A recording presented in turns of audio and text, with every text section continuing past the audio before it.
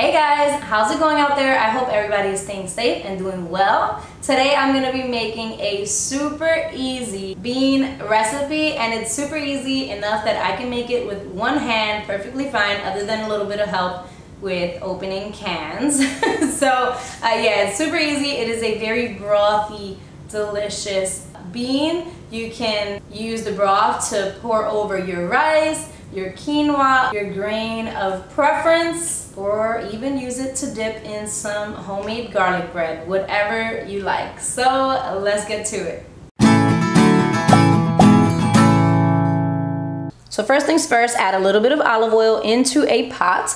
I'm also adding in our seasoning right now, which is onion powder, garlic powder, cumin, adobo, sazon, and a pinch of black pepper. I'm tossing that into the oil and also adding in half of a can of tomato sauce.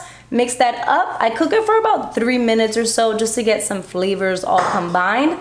And I also add in a teaspoon of white vinegar. You could also do apple cider vinegar, and toss in 1 can of red kidney beans, washed and drained, followed by a can full of water. And then I just mix this up and cook it or boil it for about 5 minutes, or until it is as thick or as runny as you prefer. And then you serve this as you wish. I'd normally add this on the side of some rice, but you could do this on top of anything that you prefer. So that is that, you guys. Thank you guys so much for watching. Don't forget to hit the subscribe button and the notification bell next to it, so you'll be notified every time a new video goes up. Also, don't forget to like this video, especially if you're watching up until now. Give this video a thumbs up. I will talk to you guys soon. I love you. Bye.